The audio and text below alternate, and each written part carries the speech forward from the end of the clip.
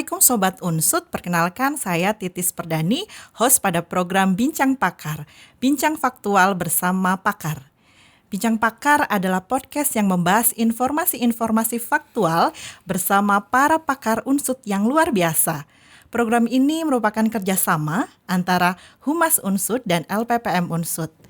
Dan di episode perdana kali ini kita sudah kedatangan salah satu pakar nih Sobat Jensut dari Fakultas Ilmu Sosial dan Ilmu Politik Unsut, yaitu Bapak Ahmad Sabik SIP MA. Halo Pak Sabik. Halo. Apa kabar Bapak? Alhamdulillah baik. Oke Bapak, terima kasih Pak sudah meluangkan waktu untuk bisa datang ke podcast ini bertemu dengan Sobat Unsut di acara Bincang Pakar pada kali ini. Ya. Bapak, ini kan tema kita pada hari ini cukup menarik nih Pak, tentang demokrasi dan pemilu. Tentunya sesuai dengan kondisi saat ini nih Pak, beberapa hari lagi kita juga akan melaksanakan gelaran demokrasi yang besar di negara kita, yaitu pemilu.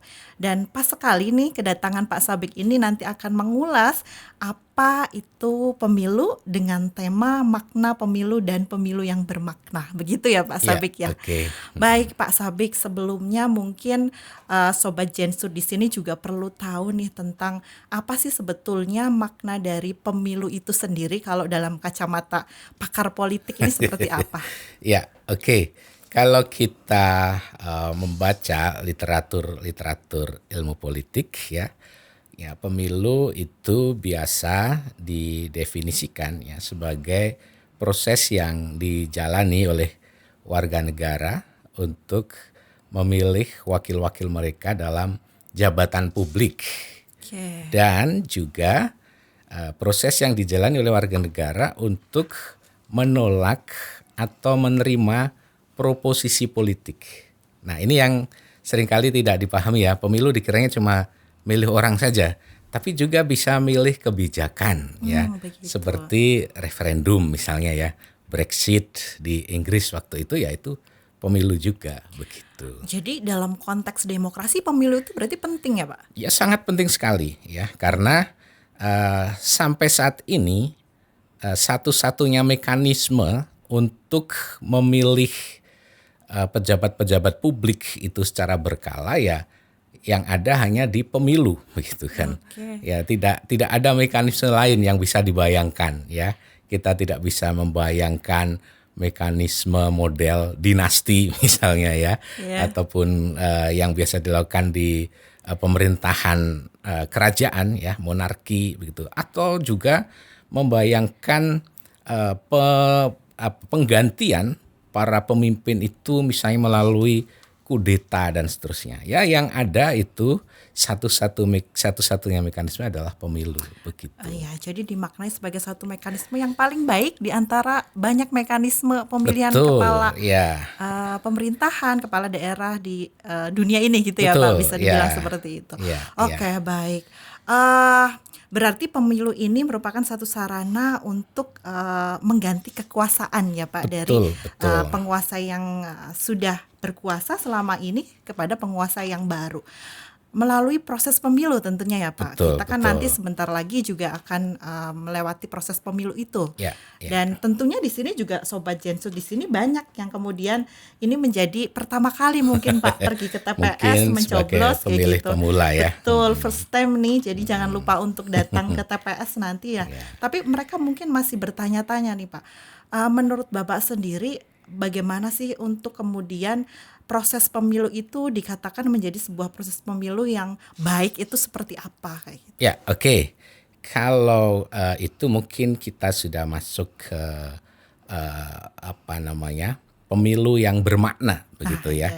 Artinya bukan sekedar orang datang ke TPS setiap 5 tahun misalnya, tapi bagaimana pemilu itu menjadi bermakna ya. Yang jelas itu pertama dari sisi penyelenggaraan ya, pemilu itu harus berlangsung secara free and fair election gitu free kan. and fair election. Biasanya kemudian diterjemahkan dalam bahasa Indonesia sebagai jurdil gitu ya. Ya, jujur dan adil. Ya, penyelenggaraannya itu harus seperti itu, tidak boleh kemudian misalnya para penyelenggara baik itu KPU Bawaslu, ya, DKPP, ya, itu kemudian melakukan kecurangan, ya, terlibat dalam fraud misalnya, ya, atau tidak netral, ya, atau berpihak misalnya, ya, tidak profesional begitu, ya, itu kan sangat menentukan, ya, hasil dari pemilu ini. Ya, kalau pemilunya itu curang begitu, nanti mungkin yang terpilih bukan mereka yang terbaik, gitu kan. Kemudian yang kedua yang tak kalah pentingnya jadi para kontestan itu sendiri, ya, para peserta pemilu itu, partai-partai, ya, kemudian para calon, ya. Nah, itu juga mereka harus kemudian menjunjung tinggi integritas, ya, harus melaksanakan pemilu ini secara jujur dan adil juga, ya. Nah, jadi dua hal itu yang menjadi kunci utama, ya, bahwa pemilu itu kemudian akan bermakna, begitu kan? Bukan kemudian yang terpilih itu adalah orang yang paling banyak uangnya misalnya, ya. Tapi adalah dari sisi memang mereka yang punya kompetensi, punya track record, dan memang memiliki kemampuan untuk memimpin nantinya. Oke, ya. Menarik ini Pak ya. Tadi kan Bapak berbicara tentang kecurangan dan sebagainya. Mungkin di sini sahabat Genset yang di rumah yang mendengarkan podcast ini juga mendengar ini, lalu kemudian flashback, oh akhir-akhir ini berita-berita di televisi dan media massa mungkin ya Pak.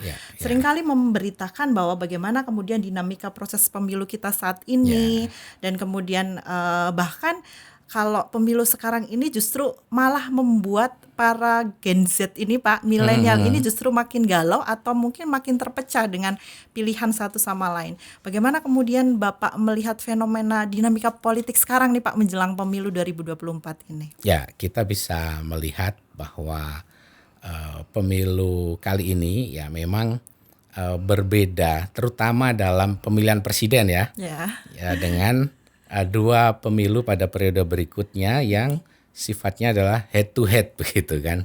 Sementara yang sekarang ini ada tiga pasangan calon, ya. Tetapi kalau terkait dengan persoalan-persoalan tadi, ya, ada persoalan integritas, profesionalisme begitu, ya. Kejujuran, keadilan itu ya masih sama, ya. Artinya pelanggaran-pelanggaran itu masih juga terjadi, ya. Bahkan kadang sangat telanjang, ya, di depan mata, gitu kan. Dilakukan misalnya oleh mereka-mereka yang seharusnya berada dalam posisi yang netral, begitu kan, atau tidak memihak, begitu. Nah, saya kira Gen Z itu, ya, sekarang ini sudah sangat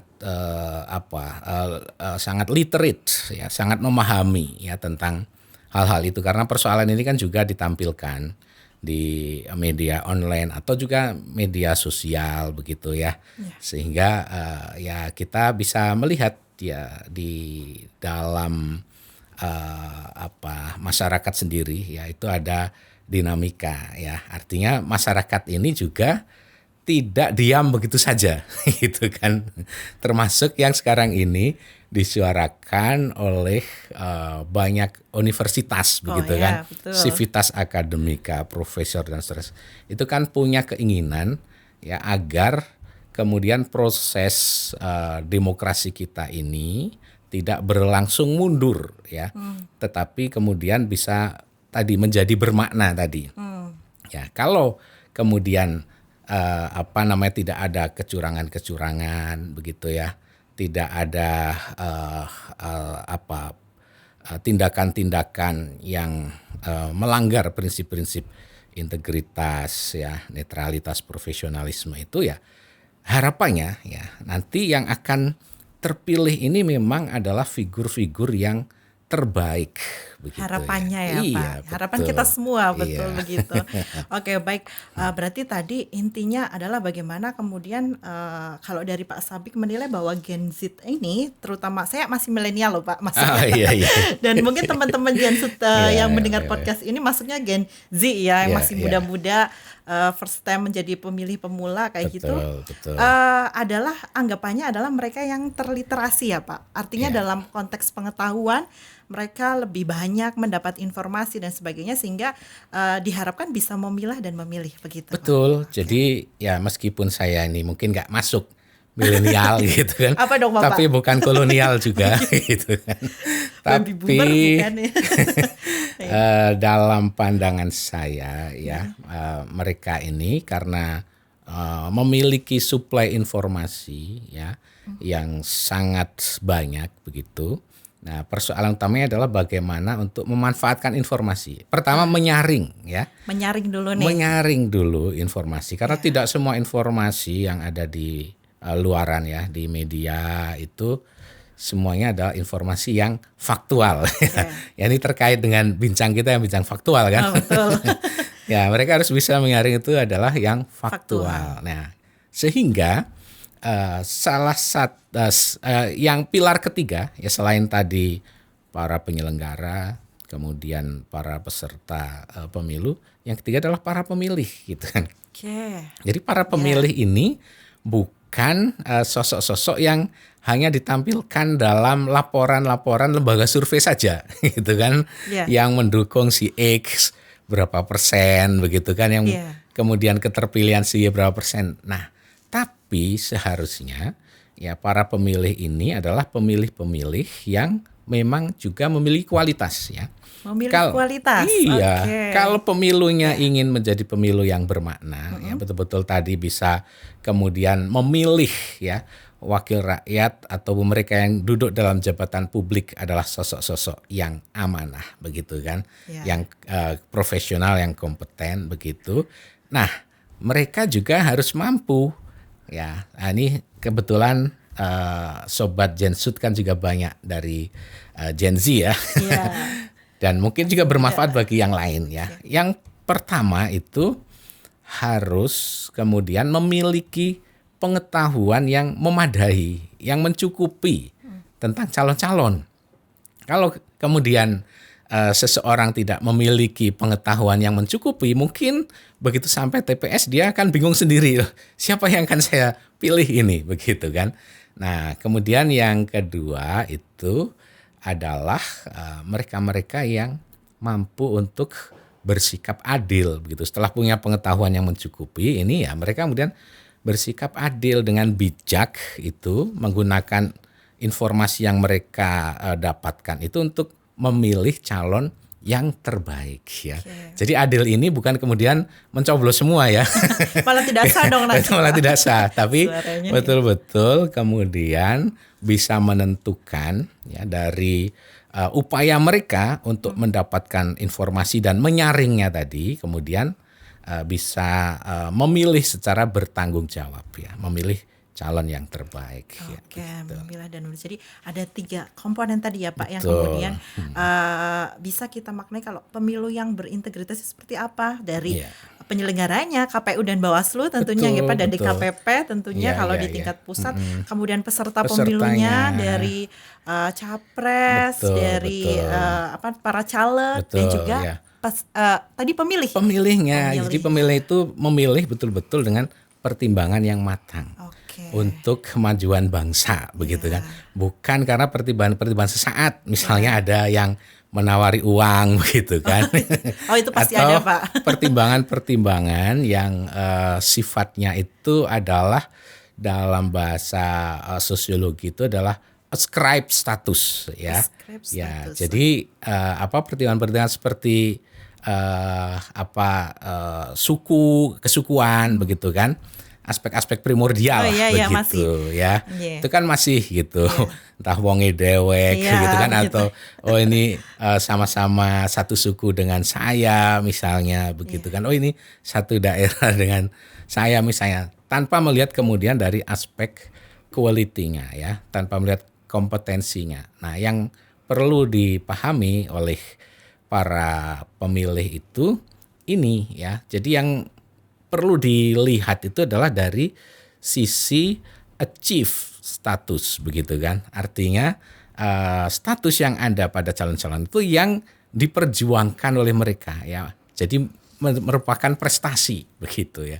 Bukan hanya sekedar lahir seperti saya sudah menjadi suku tertentu begitu kan, kemudian tinggal di wilayah tertentu begitu. Bukan itu, tapi bagaimana kemudian rekam jejaknya, prestasi-prestasinya begitu kan, kompetensi dan kemampuannya. Itu yang harus dilihat dalam memilih. Apalagi kalau sekarang anak-anak muda zaman sekarang ya Pak, bahasanya nih Pak, ada bahasa gaul namanya FOMO begitu.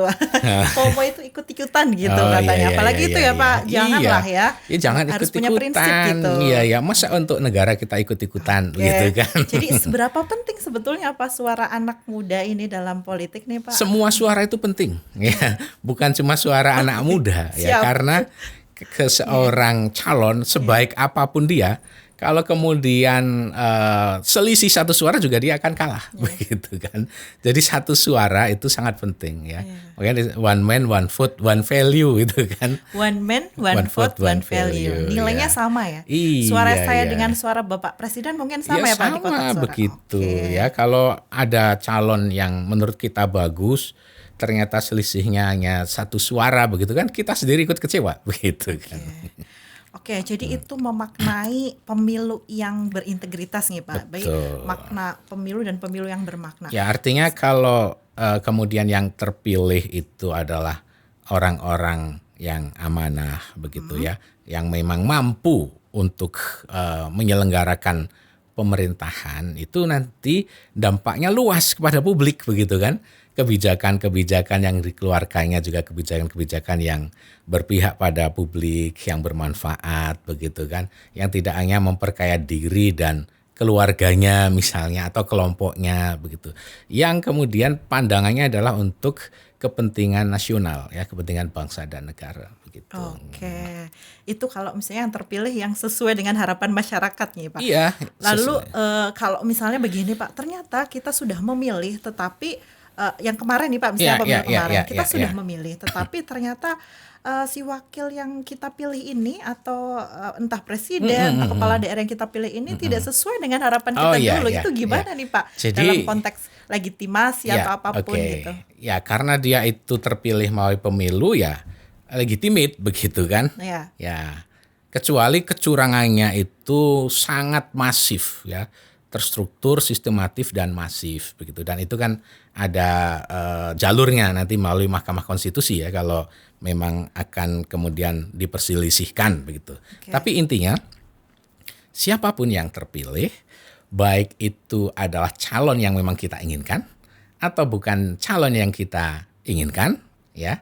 Nah, itu selesai kita masuk dari bilik suara, keluar itu tidak selesai tugas sebagai warga negara itu. Oh begitu ya Pak? Iya.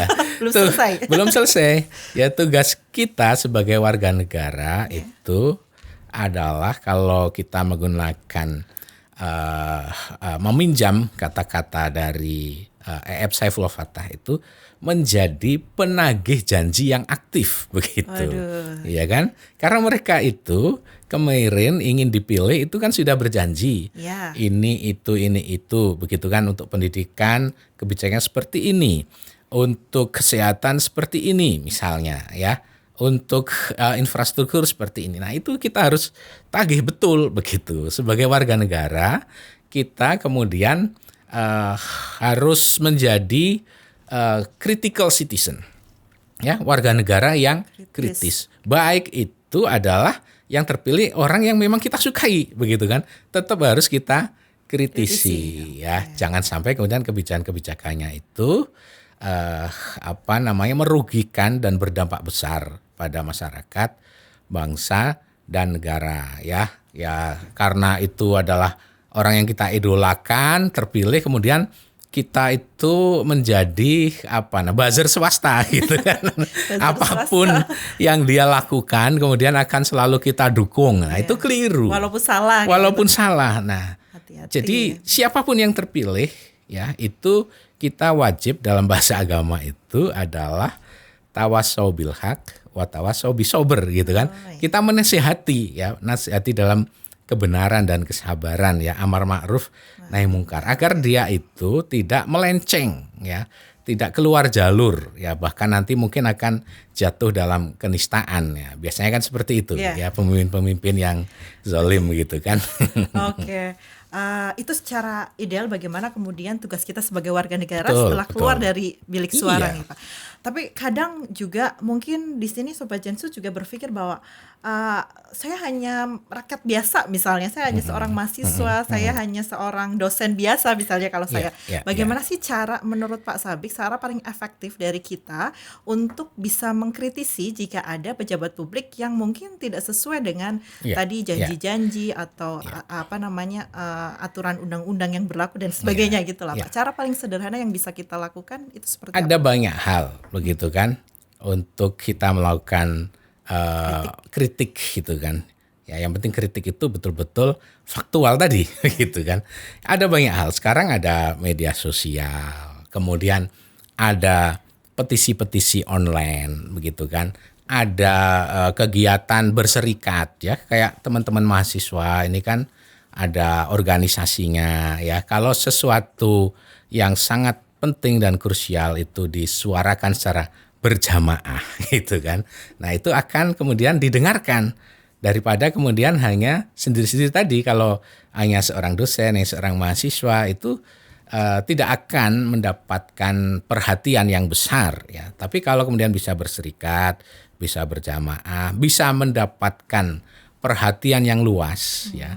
Termasuk di media sosial kan ada no viral no justice begitu kan. Jadi sebelum viral itu belum ada keadilan gitu belum diperhatikan.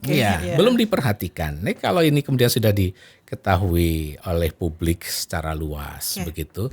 Nah, ada banyak cara untuk itu ya, dari yang mahasiswa menyuarakan melalui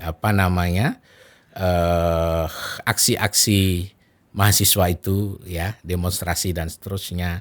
Mungkin dosen juga dengan risetnya ya, dengan komentar-komentarnya ya. Kalau dia seorang pengamat atau pakar politik itu kan komentarnya ditunggu-tunggu oleh media massa dan mungkin bisa menjadi headline di tingkat nasional, akan dilihat oleh para pengambil kebijakan ini begitu kan. Yang itu akan diperhatikan gitu. Oke, jadi macam-macam ya. Apalagi sekarang keterbukaan informasi publik melalui media sosial itu ya Pak. Viralkan dulu ya.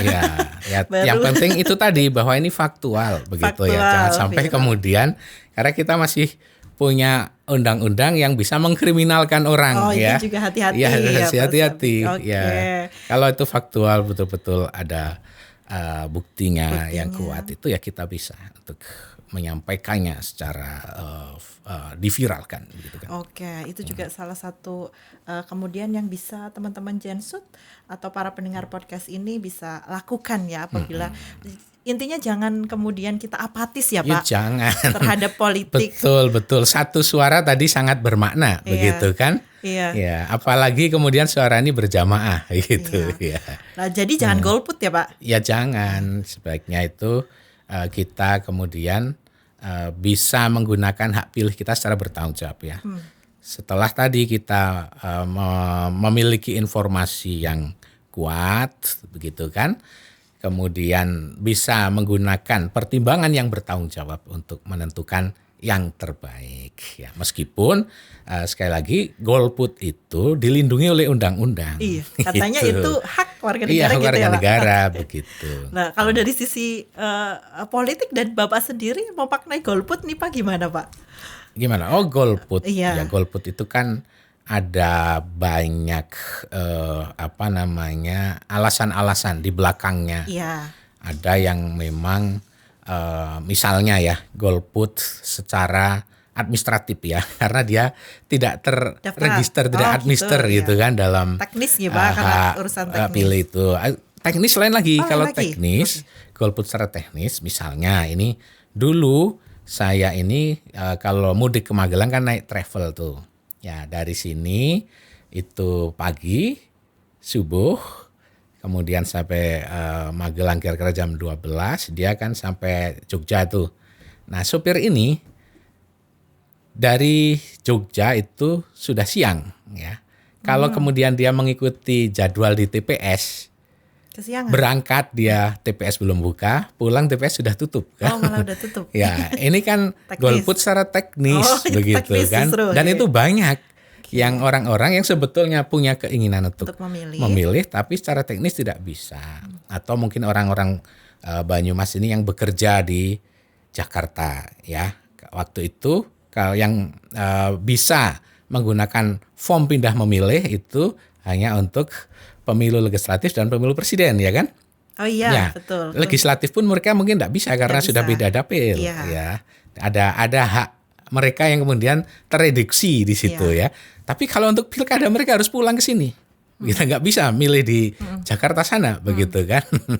Nah, itu golput secara teknis begitu kan. Yang ideologis juga ada yang memang mereka-mereka yang tidak melihat atau yang melihat bahwa sistem pemilu ini ya bukan sistem yang ideal dalam pandangan mereka dalam memilih pemimpin ya. Nah, itu, ya mereka punya ideologi sendiri ya, bahwa cara memilih pemimpin itu tidak seharusnya seperti itu sehingga ideologis ya. Tapi ada juga yang secara politis itu ya. Karena orang kecewa begitu ya.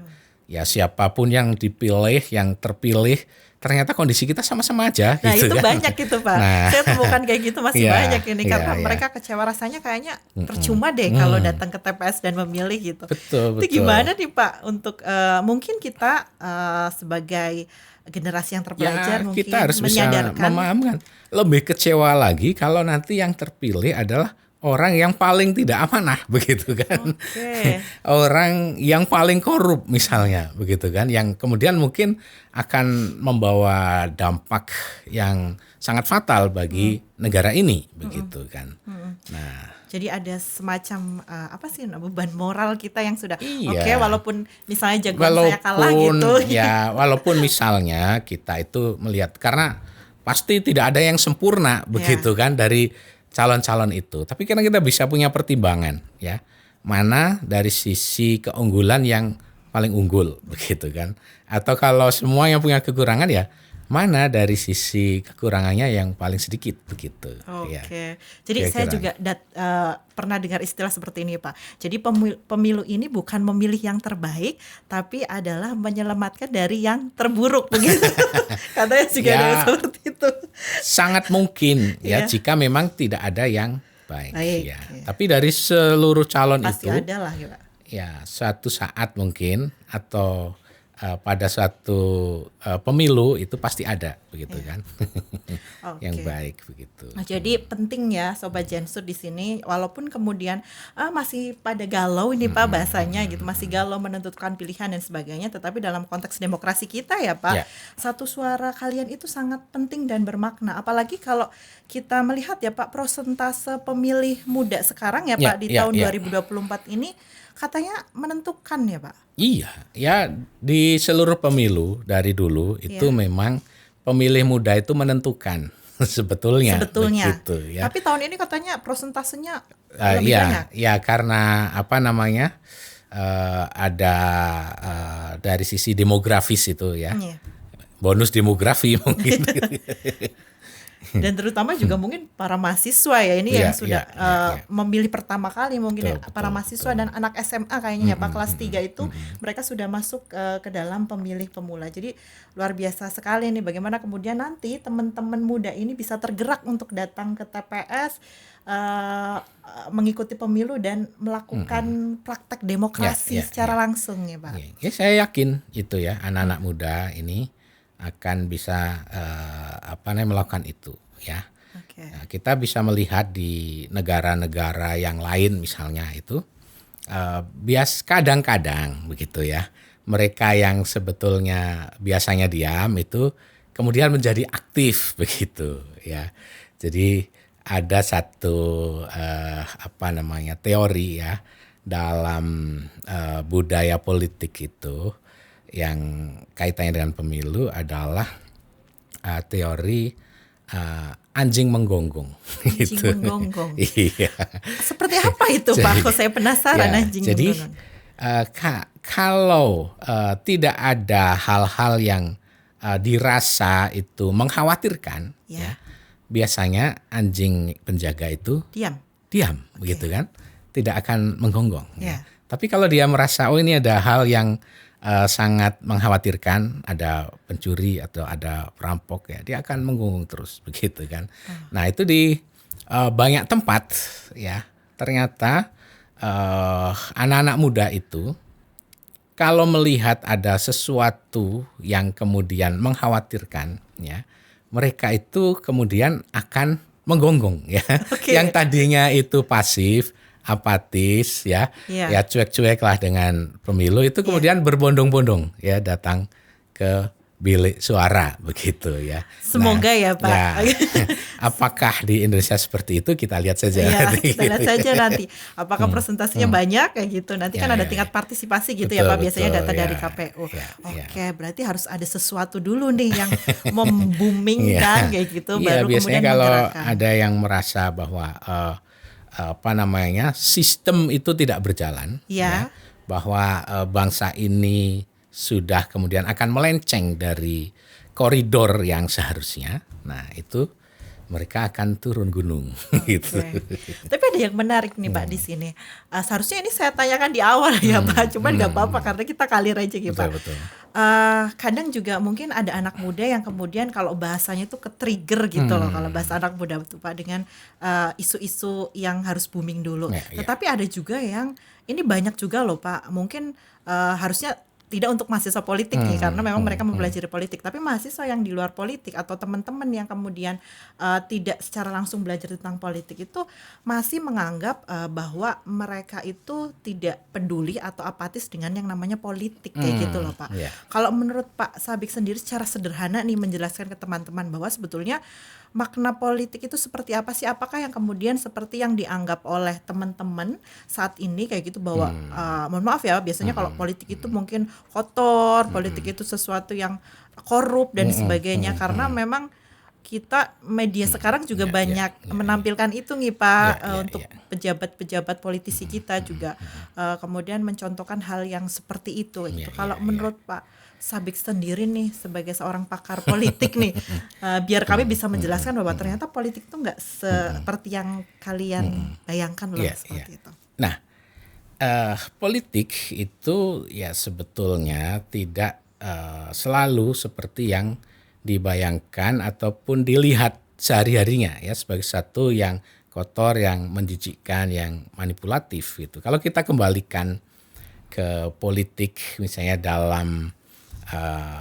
studi atau kajiannya Aristoteles misalnya, dia mengatakan ini politik itu adalah aktivitas etis gitu kan. Oh, malah aktivitas etis untuk ya Pak? Mewujudkan good society begitu ya, masyarakat yang baik, masyarakat yang berkeadilan begitu ya. Kalau kita cuek-cuek gitu kan terkait politik, ya politik itu kita mau milih atau tidak, kita mau apatis atau tidak, akan berdampak pada kita. Kebijakan ya, kenaikan BBM misalnya itu berdampak pada semuanya, baik pemilih yang penguasa yang menaikkan itu atau yang tidak memilih. Ya semuanya kena begitu kan. Atau misalnya tiba-tiba dana, kalau ini ya di universitas dana riset itu dikurangi misalnya begitu kan, dalam oleh para pengampu kebijakan dia di pusat ya, di atas ya. Nah itu kan kita juga yang kena begitu ya.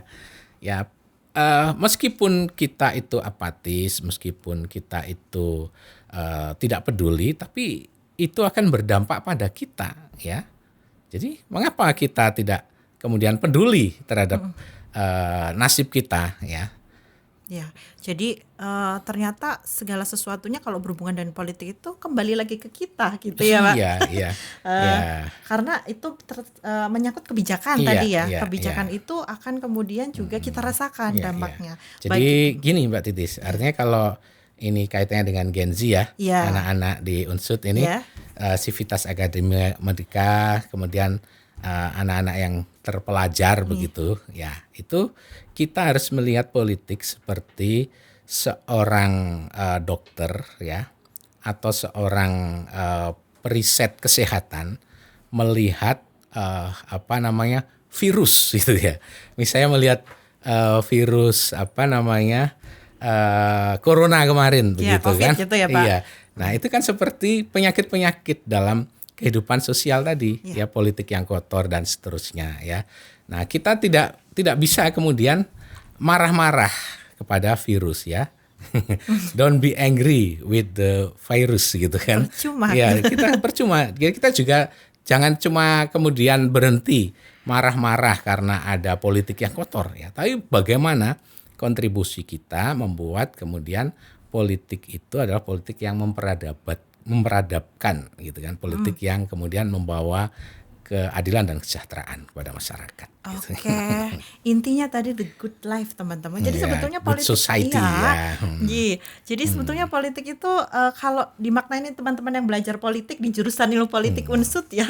Jadi sudah memaknai politik itu sebetulnya menjadi satu bentuk upaya menciptakan masyarakat yang lebih baik ya. Tapi memang pada prakteknya kadang ada oknum, ada orang yang tidak bisa menjalankan politik secara baik dan beretika. Kalau zaman sekarang ya Pak, etika politik. Oke, terakhir mungkin Pak, pesan dari Pak Sabik selaku pakar politik nih dari jurusan ilmu politik Unsud untuk para Gen Z mungkin atau pemilih pemula milenial untuk pemilu besok gimana Pak? Ya, kembali ke pesan saya sebelumnya, menegaskan saja begitu ya.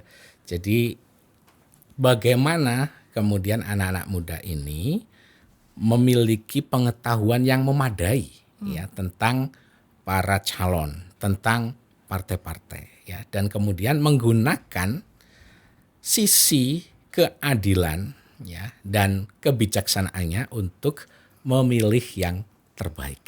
Ya, kira-kira begitu. Menggunakan sisi kebijaksanaan dan keadilan. Coba diingat-ingat ya Sobat Genset semuanya. Terima kasih sekali Pak Sabik atas waktunya. Sudah sekian lama ternyata kita berbincang nih Pak Sabik. Sama-sama. Iya, terima kasih sudah meluangkan waktu di sini. Oke Sobat Genset, itu tadi Bincang Pakar episode perdana kita. Sobat Genset, jangan lupa saksikan terus episode Bincang Pakar selanjutnya. Saya Titis Perdani sebagai host Bincang Pakar pamit. Wassalamualaikum warahmatullahi wabarakatuh. Bye-bye Sobat Genset.